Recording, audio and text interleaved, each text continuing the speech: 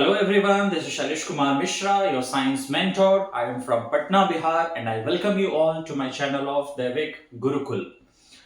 तो आज इस वीडियो में हम लोग डिस्कशन करने वाले हैं third type of chemical reaction which is called displacement reaction.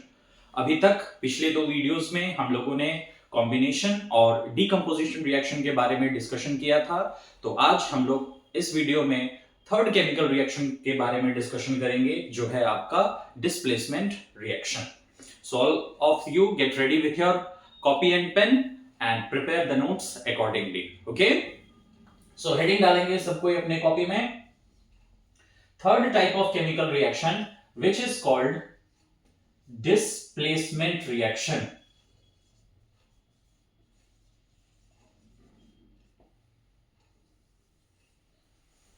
Displacement reaction बहुत इजी रिएक्शन है, कोई बहुत इसमें हार्ड टॉपिक ये है नहीं। मैं आपको तीन तरह का डिस्प्लेसमेंट के बारे में बताऊंगा इस रिएक्शन में, तो इसको समझना बहुत इजी है इस रिएक्शन को। जैसे वर्ड से ही हम लोग क्या समझ रहे हैं, डिस्प्लेसमेंट मतलब कोई चीज है वहां पे, उसको हटा के अगर कोई दूसरा उसका जगह ले ले तो उसी को हम लोग क्या बोलेंगे, डिस्प्लेसमेंट रिएक्शन। तो सबसे पहले तो हम इस डिस्प्लेसमेंट रिएक्शन का डेफिनेशन लिख लेते हैं। इसका डेफिनेशन है the chemical reaction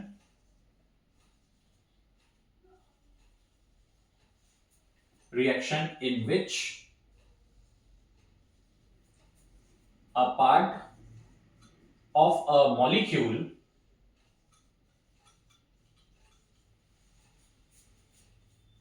is replaced by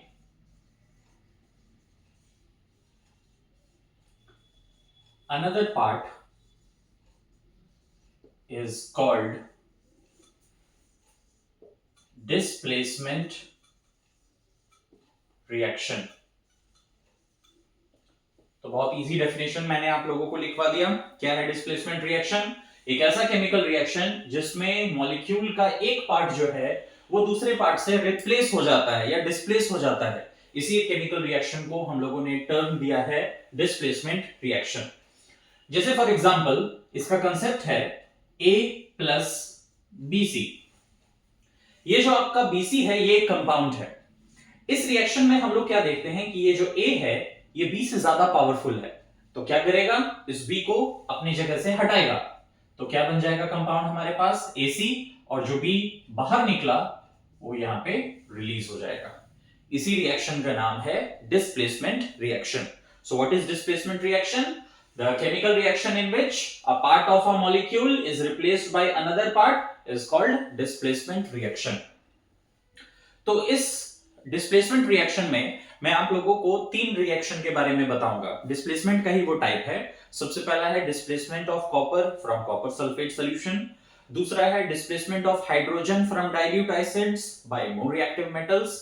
और तीसरा है displacement of less reactive halogen by more reactive halogen. ठीक है, तो उसको समझने से पहले, डिस्प्लेसमेंट रिएक्शन को समझने से पहले मैं आप लोगों को एक और टर्म के बारे में बताता हूं जिसका नाम है रिएक्टिविटी सीरीज। इसके बारे में मेटल्स एंड नॉन मेटल्स वाले चैप्टर में हम लोग डिटेल में इसका डिस्कशन करेंगे। रिएक्टिविटी सीरीज होता क्या है? जितने भी मेटल्स हैं उनको on the basis of reactivity हम लोग एक वर्टिकल कॉलम में अरेंज करते हैं इन the order of decreasing reactivity. मतलब जैसे जैसे हम लोग नीचे की तरफ आएंगे तो रिएक्टिविटी क्या होगा, डिक्रीज होगा। इसी सीरीज को हम लोग रिएक्टिविटी सीरीज या एक्टिविटी सीरीज के नाम से जानते हैं। अब इसमें सबसे ऊपर क्या रखा हुआ है, potassium, sodium, calcium, magnesium, aluminium, zinc, iron, tin, lead, hydrogen, copper, mercury, silver, gold, platinum. ये जो मैंने आपके सामने सीरीज बनाया है इसी सीरीज को हम लोग कहते हैं रिएक्टिविटी सीरीज। और इस रिएक्टिविटी सीरीज में जैसे जैसे हम लोग टॉप टू बॉटम आते हैं, रिएक्टिविटी ऑफ मेटल्स डिक्रीजेस। मतलब जो मेटल टॉप पे होगा वो ज्यादा रिएक्टिव होगा, जो मेटल नीचे होगा वो लेस रिएक्टिव होगा। तो ये हम लोगों को थोड़ा जानना जरूरी है, क्योंकि जो पहला दो तरह का डिस्प्लेसमेंट पढ़ेंगे उसमें इस रिएक्टिविटी सीरीज की जरूरत पड़ेगी। तो सबसे पहला डिस्प्लेसमेंट रिएक्शन का टाइप हम लोग आज डिस्कस करते हैं, displacement of copper from copper sulphate solution.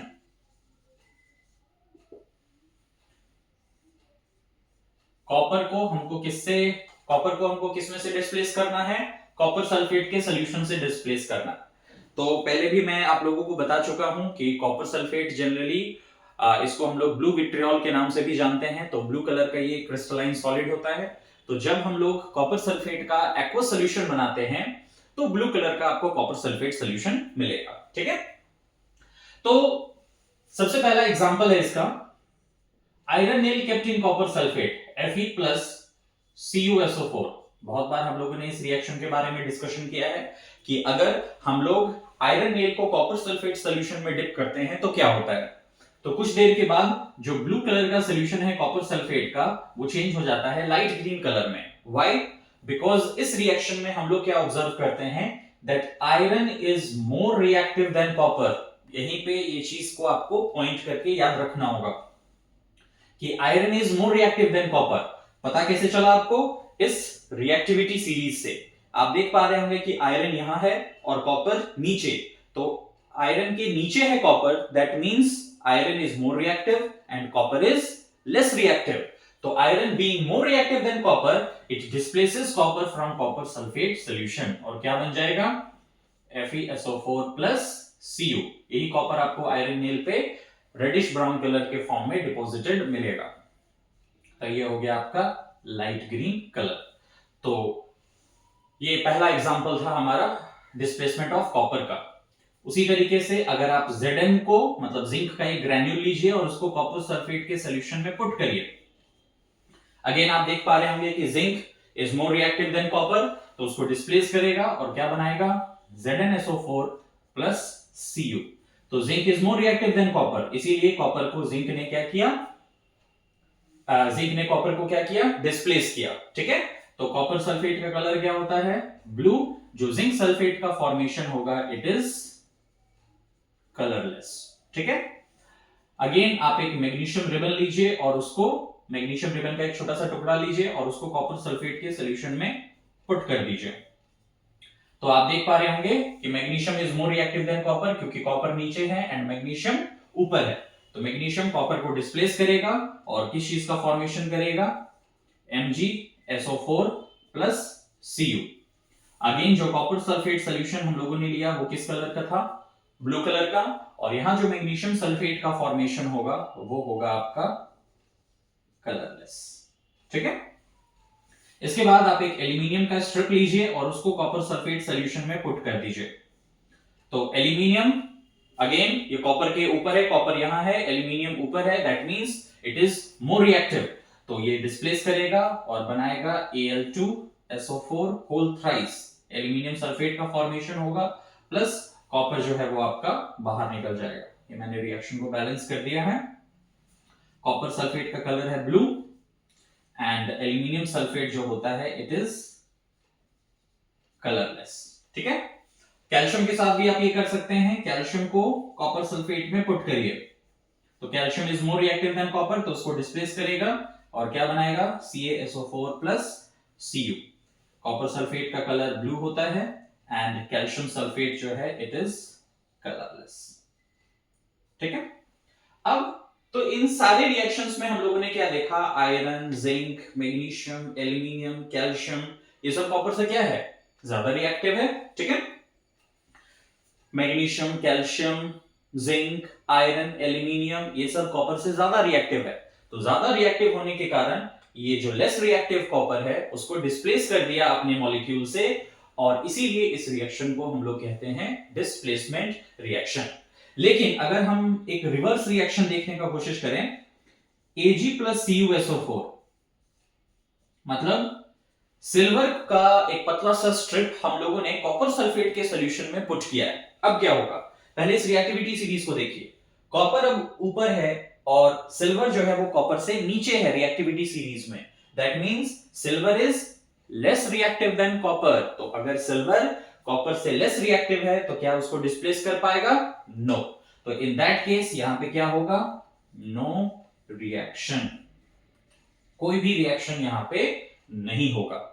तो यही था हमारा डिस्प्लेसमेंट रिएक्शन, जिसमें हम लोगों ने पहला टाइप पढ़ा कि कॉपर का displacement from copper sulphate solution. तो यहां पे नोट करके आपको एक पॉइंट लिखना होगा। वो क्या पॉइंट आप लिखेंगे? मोर रिएक्टिव मेटल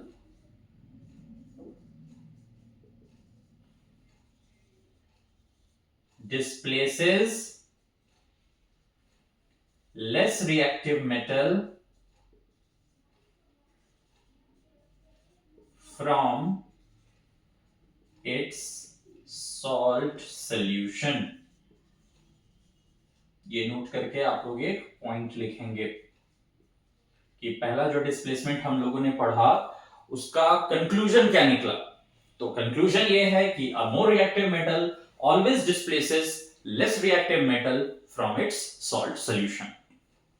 तो ये हमारा पहला टाइप ऑफ डिस्प्लेसमेंट रिएक्शन था। मैं साइड हो जा रहा हूं, वीडियो को पॉज करके आप इसको नोट डाउन कर लीजिए अपने नोट्स के लिए, और फिर हम लोग दूसरे टाइप ऑफ डिस्प्लेसमेंट के बारे में डिस्कशन करेंगे। ठीक है?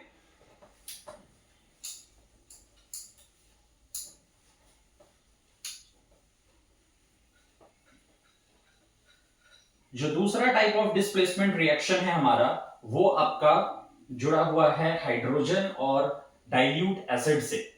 इसके बारे में फिर हम लोग थर्ड चैप्टर में फिर से डिस्कशन करेंगे। एसिड बेसिस सॉल्ट वाले में भी ये रिएक्शन आएगा आपका फिर से। तो रिएक्टिविटी सीरीज को हम रखते हैं, इसको नहीं रब करेंगे क्योंकि अभी भी इसकी जरूरत पड़ेगी हमको इस रिएक्शन में।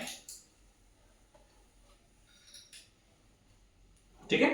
तो हेडिंग डालेंगे इस सबको एक कॉपी में। Second type of displacement reaction वो है displacement of hydrogen from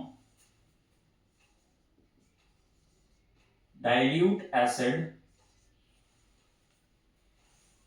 by more reactive metal।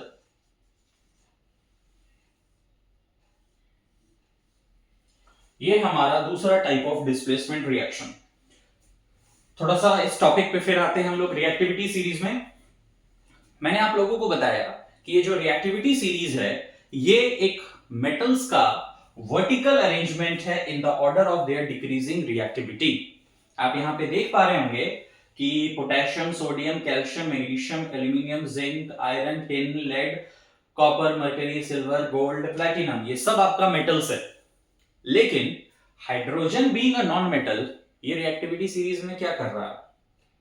तो जनरली हाइड्रोजन को हम लोग नॉन मेटल कंसीडर करते हैं। तो ये बीइंग नॉन मेटल, मेटल के साथ क्या कर रहा है यहां पे? तो इसके लिए जो आंसर है वो ये है कि हाइड्रोजन एक इलेक्ट्रॉन को गेन करके H- आयन का फॉर्मेशन करता है just as non metals. But अगर आप 9th क्लास में पढ़े होंगे तो उसमें आप लोगों को बताया गया होगा, नहीं भी बताया गया होगा तो मैं बता दे रहा हूं आपको, कि जो हाइड्रोजन है वो एक इलेक्ट्रॉन को लूज करके H+ आयन का भी फॉर्मेशन कर सकता है, जिसको हाइड्रोजन आयन कहा जाता है, जो किसके जैसे रिजेंबल करता है ये प्रॉपर्टी हाइड्रोजन का, मेटल के जैसे।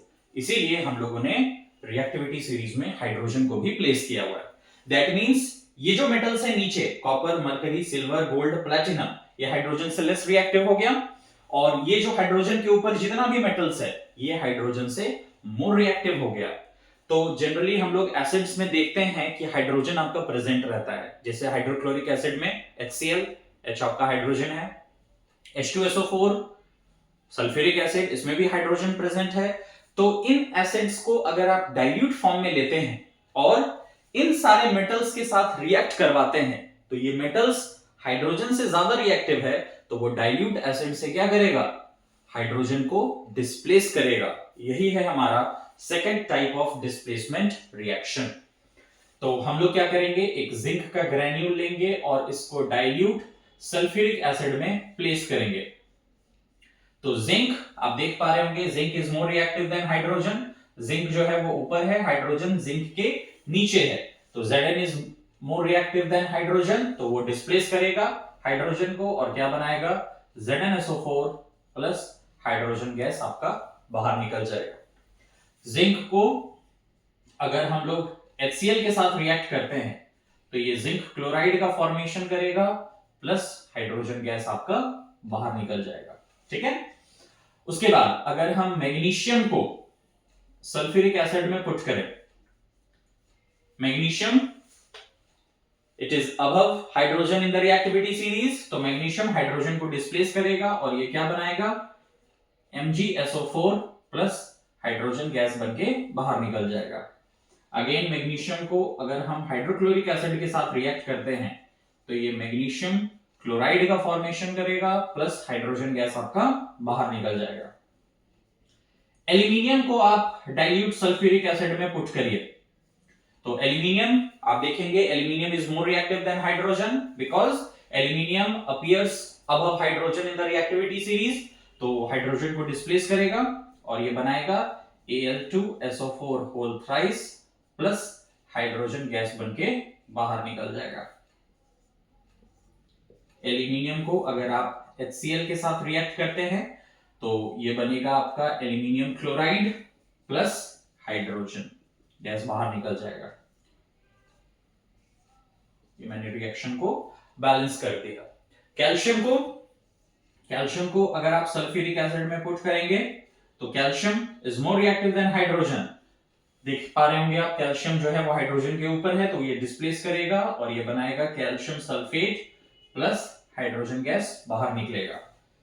कैल्शियम को अगर आप हाइड्रोक्लोरिक एसिड के साथ रिएक्ट करते हैं तो बनेगा calcium chloride plus hydrogen gas जो है वो बाहर निकल जाएगा। ठीक है, अब थोड़ा हम रिएक्शन को रिवर्स करने का कोशिश करते हैं। हम क्या करते हैं, जो कॉपर है हमारा इसको हम लोग पुट करते हैं डाइल्यूट सल्फ्यूरिक एसिड में।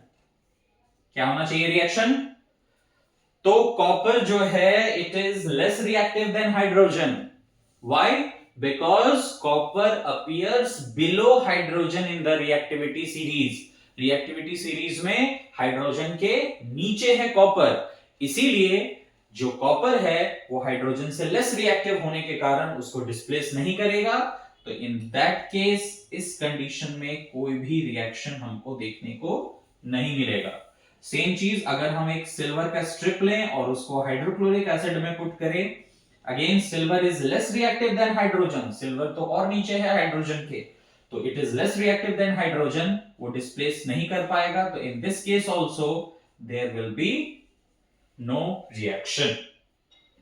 तो ये हमारा दूसरा टाइप ऑफ डिस्प्लेसमेंट रिएक्शन था कि जब हम लोग डाइल्यूट एसिड को मोर रिएक्टिव मेटल्स के साथ रिएक्ट करवाते हैं। कौन से मेटल्स, जो मेटल्स रिएक्टिविटी सीरीज में हाइड्रोजन के ऊपर आता है, इसी रिएक्शन का नाम दिया गया है डिस्प्लेसमेंट रिएक्शन। तो वीडियो को पॉज कर लीजिए, मैं साइड हो जा रहा हूं, वीडियो को पॉज कर लीजिए और पूरे इस नोट्स को आप लोग कॉपी कर लें। आई एम 100% श्योर कि अगर आप लोग प्रॉपर्ली मेरे वीडियोस को ध्यान से देखेंगे और सारे नोट्स को प्रॉपर्ली लिखेंगे, आपको बुक पढ़ने की फिर कोई जरूरत नहीं पड़ेगी। मेरे नोट्स के मदद से ही आप सारे क्वेश्चंस को आंसर कर पाएंगे इजीली। मैं जब ये चैप्टर कंप्लीट हो जाएगा तो मैं कुछ जो एनसीईआरटी क्वेश्चंस है उसको भी सॉल्व करके आपको दिखाऊंगा कि कितने इजीली जो है वो आप एनसीईआरटी के क्वेश्चंस को सॉल्व कर सकते हैं। तो फिलहाल आप इसको कॉपी कर लीजिए, ठीक है। अब तीसरा तरह का जो डिस्प्लेसमेंट रिएक्शन हम लोग के पास है वो है displacement of less reactive halogen by more reactive halogen. Definition में नहीं मिटा रहा हूं क्योंकि बार बार जो भी डिस्प्लेसमेंट हम लोग पढ़ रहे हैं उसमें एक क्लियरली आपको पता चल जाएगा कि जो डिस्प्लेसमेंट हम लोग पढ़ रहे हैं उसका मतलब क्या होता है। डिस्प्लेसमेंट जब भी होगा इस पॉइंट को हमेशा याद रखना है आप लोग को कि मॉलिक्यूल का एक पार्ट जो है वो दूसरे पार्ट से क्या हो रहा है, रिप्लेस हो रहा है। अब हम लोगों को रिएक्टिविटी सीरीज की जरूरत नहीं है क्योंकि जो दो डिस्प्लेसमेंट था वो हम लोगों ने कंप्लीट कर लिया है। अब जो तीसरा तरह का डिस्प्लेसमेंट है उसमें रिएक्टिविटी सीरीज की जरूरत नहीं है क्योंकि वहां पे हम लोग हैलोजेंस के बारे में डिस्कशन करेंगे, ठीक है। अब ये हैलोजेंस क्या होता है, हैलोजेंस आप पीरियोडिक टेबल में देखेंगे कि जो हमारा ग्रुप नंबर 17 है, ग्रुप नंबर 17, उसमें सबसे पहले आएगा आपका फ्लोरीन, क्लोरीन, ब्रोमीन, आयोडीन और उसके बाद एसिटिन, तो उसको हम लोग इन्वॉल्व नहीं करते हैं। तो फ्लोरीन, क्लोरीन, ब्रोमीन, आयोडीन, ये कलेक्टिवली इन एलिमेंट्स को नाम दिया गया है हैलोजेंस। तो इसमें भी जब हम लोग टॉप टू बॉटम आएंगे तो रिएक्टिविटी ऑफ हैलोजन डिक्रीजेस, जो हैलोजन का रिएक्टिविटी है वो क्या होगा, घटेगा। ठीक है, दैट मींस जो फ्लोरीन है आपका, it is more reactive than chlorine, chlorine is more reactive than bromine, bromine is more reactive then iodine. तो जो सबसे ऊपर है फ्लोरीन, वो सबसे आपका हाईली रिएक्टिव हैलोजन है, और जो नीचे है आपका सबसे ज्यादा आयोडीन, उसको हम लोग लीस्ट रिएक्टिव हैलोजन कहते हैं। तो एग्जांपल से समझते हैं। तो तीसरा डिस्प्लेसमेंट क्या है, displacement of less reactive halogen by more reactive halogen. जो हमारा लेस रिएक्टिव हैलोजन है वो डिस्प्लेस हो जाता है by more reactive halogen. Examples देखते हैं क्लियरली, फिर आपको समझ में आ जाएगा। KBr, पोटेशियम ब्रोमाइड, इसको अगर आप क्लोरीन के साथ रिएक्ट करते हैं तो अब यहां पे दो हैलोजन आ गया आपका, एक ब्रोमीन और दूसरा क्लोरीन। आप यहां पे देख पा रहे होंगे कि क्लोरीन ऊपर है और ब्रोमीन नीचे। तो in that case chlorine is more reactive than bromine, तो ब्रोमीन को वो डिस्प्लेस करेगा और ये क्या बन जाएगा आपका, KCl प्लस ब्रोमीन जो है वो बाहर निकल जाएगा। ठीक है,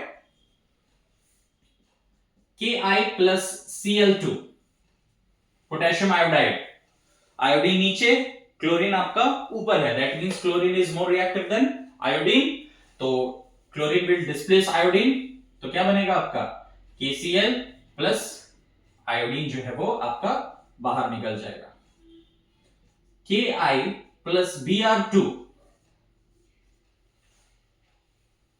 bromine is above iodine in this group, that means bromine is more reactive and iodine is less reactive, तो ब्रोमीन क्या करेगा, आयोडीन को डिस्प्लेस करेगा, तो क्या बन जाएगा आपका, KBr प्लस I2।